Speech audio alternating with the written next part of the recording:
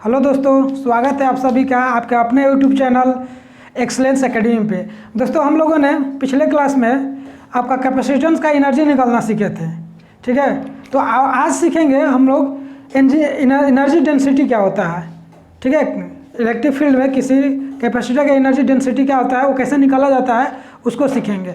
तो energy density जो होता है वो होता है electric field per unit volume. ठीक है, is defined as energy density in electric field.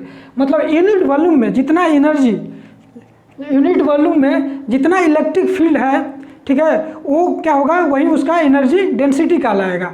ठीक ना।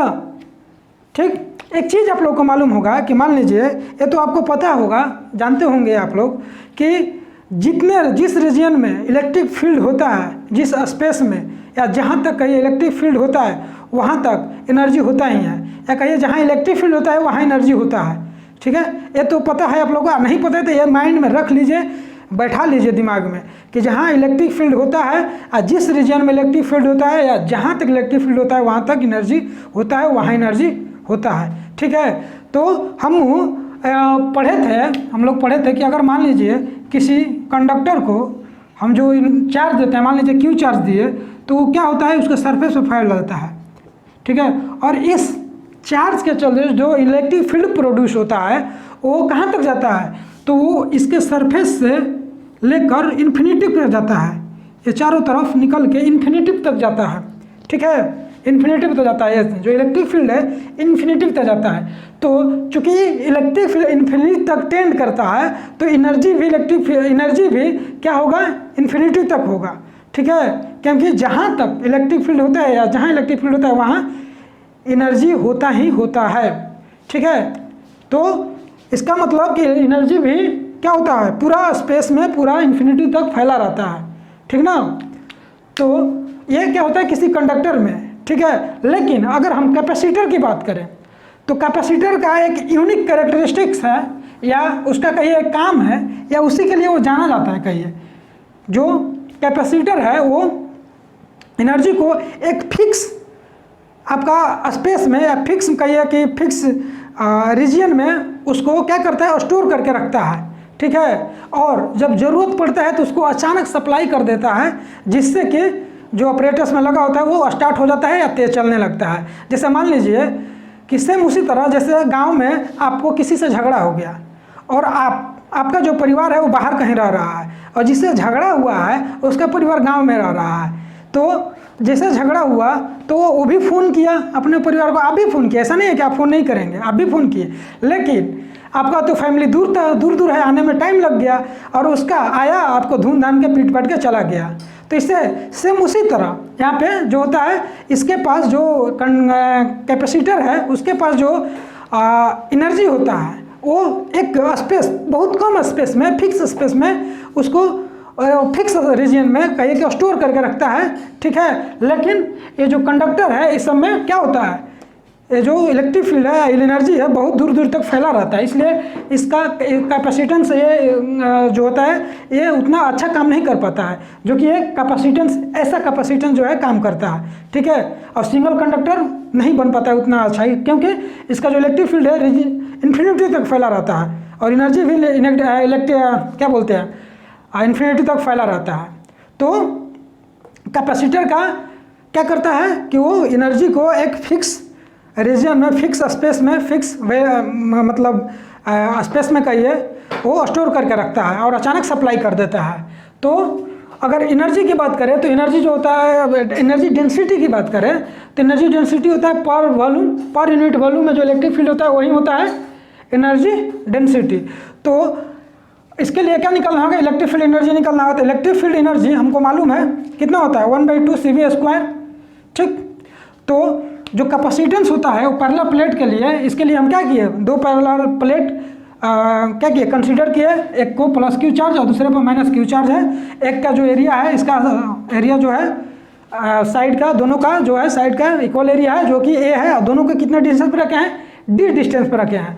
तो अगर इस प्लेट के लिए पैरेलल प्लेट कैपेसिटर हो गया, तो इसके लिए जो C निकालेंगे वो कितना होगा, वो हम लोग को पता है कि ε0A/d होता है C पैरेलल प्लेट के लिए। ठीक है, तो C के जगह पर हम रख दिए वो उसका कैपेसिटेंस, और वी जो होता है वी क्या होता है, ई डॉट आर होता है।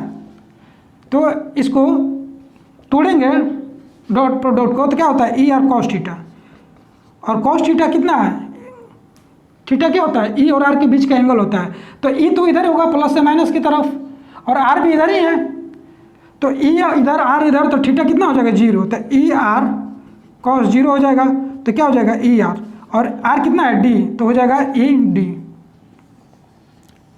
ठीक है, तो भी आ जाएगा आपका ई डी। ठीक, तो भी स्क्वायर है तो ई डी स्क्वायर डॉट लिख देंगे, और ये आ जाएगा ई डी आया।